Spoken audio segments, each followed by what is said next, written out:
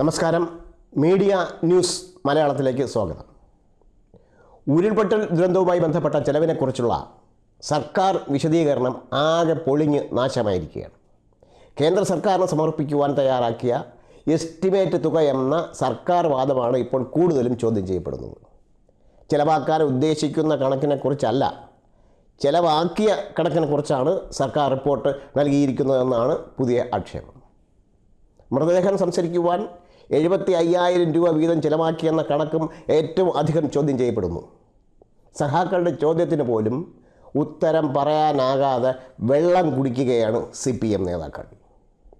ഇതുവരെ സർക്കാരിൻ്റെയും പാർട്ടിയുടേതുമായി പുറത്തു വന്നിരുന്ന ക്യാപ്സൂൾ ഇത് എസ്റ്റിമേറ്റാണ് എന്നാണ്. എന്നാൽ ഈ എസ്റ്റിമേറ്റിൻ്റെ വിശ്വാസ്യത പാർട്ടിക്കാരെ പോലും ബോധ്യപ്പെടുത്താനാകുന്നില്ല. സർക്കാർ പുറത്തുവിട്ടിരിക്കുന്നത് ഞെട്ടിക്കുന്ന കണക്കുകളാണ്. ഒരു മൃതദേഹം സംസ്കരിക്കുന്നതിന് 75,000 രൂപ, അങ്ങനെ 359 മൃതദേഹങ്ങൾക്കായി 2.77 കോടി രൂപ. ഏറ്റവും അധികം ചർച്ചയായ വിഷയമാണിത്. മൃതദേഹങ്ങൾ സംസ്കരിക്കുന്നതിന് ഒരു ചെലവ് ഇല്ലാതെയാണ് ഈ കണക്കിൻ്റെ അവതരണം. സംസ്കാരം സന്നദ്ധ സംഘടനകൾ സ്വന്തമായി ചെയ്യുന്ന സാഹചര്യവും 10,000 രൂപ വീതം മരിച്ചവരുടെ കുടുംബത്തിന് നഷ്ടപരിഹാരം നൽകുന്ന സാഹചര്യവും നിലനിൽക്കെ ആണ് 10,000 രൂപ വേറെ കണക്കിനത്തിലും പെടുത്തിയിരിക്കുന്നു. ഒരു മൃതദേഹം സംസ്കരിക്കുന്നതിന് 75,000 രൂപ എന്നത് എസ്റ്റിമേറ്റ് ആണെങ്കിലും പ്രപ്പോസലാണെങ്കിലും തട്ടിപ്പാണെന്നുള്ളതാണ് വ്യക്തമായ കാര്യം. സന്നദ്ധ സംഘടനകളും വ്യക്തികളും എത്തിച്ചു കൊടുത്ത വസ്ത്രങ്ങൾ അധികമായി കിടക്കുമ്പോഴാണ് വസ്ത്രവിതരണത്തിന് 11 കോടി രൂപ ചെലവ് ഇട്ടതായി കണക്കാക്കിയിരിക്കുന്നത്. ആരോഗ്യത്തിന് 8 കോടി, ഭക്ഷണത്തിന് 8 കോടി, ജനറേറ്ററിന് 7 കോടി, രക്ഷാസേനയ്ക്കും വോളണ്ടിയേഴ്സിനും ഭക്ഷണം കൊടുത്ത വകയിൽ 10 കോടി, താമസ സൗകര്യത്തിന് 15 കോടി, യാത്രാ ചെലവ് 4 കോടി, ടോർച്ചും മഴക്കോട്ടും കുടയും വാങ്ങാൻ 2.91 കോടി, പരിചരണം നടത്താൻ 2.2 കോടി. നാട്ടുകാർ സൗജന്യമായി നൽകിയ കാര്യങ്ങളിൽ 1 രൂപ പോലും സർക്കാരിന് മുടക്കില്ല. കഴിഞ്ഞുപോയ ഇത്തരം ചെലവുകളുടെ പേരിലാണ് ഈ കോടികളുടെ പ്രപ്പോസൽ അല്ലെങ്കിൽ എസ്റ്റിമേറ്റ് നൽകിയത്. ഇതാണ് ഏറ്റവും വലിയ വിരോധാഭാസം. പ്രപ്പോസൽ യഥാർത്ഥത്തിൽ ഇതൊക്കെയാണ്: വീട് പുനർനിർമ്മാണം 250 കോടി, കൃഷി മൃഗ നഷ്ടപരിഹാരം 297 കോടി, വസ്ത്ര പാത്രങ്ങൾ 27 കോടി, കുടിവെള്ള വിതരണം 4.5 കോടി, ഭൂമി പഴയപടിയാക്കാൻ 36 കോടി, വഴിക്കായി 14 കോടി, സ്കൂൾ പുനരുദ്ധാരണം 18 കോടി. മുമ്പ് പറഞ്ഞതൊക്കെ കഴിഞ്ഞ ചിലവുകളാണെങ്കിൽ വരാനിരിക്കുന്ന ചിലവുകളാണ് യഥാർത്ഥത്തിൽ പ്രപ്പോസലുകൾ. എന്നാൽ ഈ പ്രപ്പോസലുകളിലും അതിന് കടന്ന ചിലവുകളെന്നാണ് വിമർശനം. ശരിയുമാണത്. എല്ലാ വീടുകളും സൗജന്യമായി വെച്ചു കൊടുക്കാമെന്ന് നിരവധി വ്യവസായികളും സന്നദ്ധ സംഘടനകളും നാട്ടുകാരും വാഗ്ദാനം ചെയ്തിരിക്കെ വീണ്ടും കേന്ദ്ര സർക്കാരിന് ഇങ്ങനൊരു കണക്ക് കൊടുത്തത് എന്തിനാണ്? ഇപ്പോഴും ഈ ചോദ്യത്തിന് വ്യക്തമായ ഉത്തരവില്ല. കേന്ദ്ര സഹായം കിട്ടാതിരിക്കാനാണോ എന്ന് പോലും സംശയം തോന്നിക്കും വിധമാണ് കണക്കുകൾ. സർക്കാർ സമർപ്പിച്ച രേഖകൾ പ്രപ്പോസലാണ് എന്ന വാദം കൂടി പൊടിയുന്ന തരത്തിലാണ് കണക്കുകളുടെ കളി. നമുക്ക് മാധ്യമങ്ങൾ റിപ്പോർട്ട് ചെയ്ത എസ്റ്റിമേറ്റ് കണക്കുകളും റിപ്പോർട്ടിലെ ആക്ച്വൽ ലോസ് കണക്കുകളും നോക്കാം. Page 20 estimated disposal of the dead bodies 359 count, rupees 75,000. ഒരെണ്ണത്തിന് 75,000 രൂപ വെച്ച് 359 ഡെഡ് ബോഡിക്ക് 2,76,75,000 എന്നാണ് കാണിച്ചിരിക്കുന്നത്. ഈ 350 ഡെഡ് ബോഡി കൗണ്ടിൽ എങ്ങനെ വന്നു? 128 പേരെ കാണാതായവരെയും ഇതിനകത്ത് ഉൾപ്പെടുത്തിയിട്ടുണ്ട്. ഓഗസ്റ്റ് 15 വരെ ബോഡി റിക്കവർ ചെയ്തത് 231.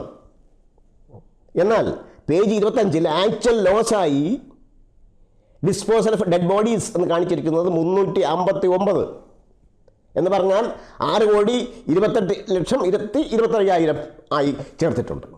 അതായത് ഒരു ഡെഡ് ബോഡി ഡിസ്പോസ് ചെയ്യാൻ ആക്ച്വൽ ലോസ് 1,75,000 രൂപ. Page 20 estimated search and rescue ഓപ്പറേഷൻസിൽ 7 വകയിലായി 10 കോടി ഭക്ഷണവും വെള്ളവും 4 കോടി യാത്രാ ചെലവും ഉൾപ്പെടെ മൊത്തം 47 കോടി എന്ന് കാണിച്ചിട്ടുണ്ട്. Page 25 actual loss I2A search and rescue ഓപ്പറേഷൻസിന് 47 കോടി തന്നെ കാണിച്ചിട്ടുണ്ട്. Page 20 estimate search and page 29 എസ്റ്റിമേറ്റിൽ സെർച്ച് ആൻഡ് എക്യുപ്മെൻറ്റ് ഹയറിംഗ് എന്ന വകയിൽ 3 ഡ്രോൺ മുതലായവ 15 കോടി, JCB മുതലായവ 3 കോടി, DNA സാമ്പിളിംഗ് എല്ലാം മൊത്തത്തിൽ 21 കോടിയായി കാണിച്ചിട്ടുണ്ട്. പേജ് 25 ആക്ച്വൽ ലോസായി 2B search and rescue hiring of equipment 21 കോടി തന്നെ കാണിച്ചിട്ടുണ്ട്. പേജ് 21 എസ്റ്റിമേറ്റിൽ 226 പശുക്കൾ പോയതനുസരിച്ച് ഒരു പശുവിന് 37,500 രൂപ വെച്ച് ഒരു കർഷകന് 3 വരെ പശു എന്ന നിലയ്ക്ക് മൊത്തം 84,37,500 എന്ന് കാണിച്ചിട്ടുണ്ട്. എന്നാൽ പേജ് 25 ആക്ച്വൽ ലോസായി 4,52,00,000 രൂപയാണ് കാണിച്ചിരിക്കുന്നത്. അതായത് ഒരു പശുവിന് 2 ലക്ഷം രൂപ.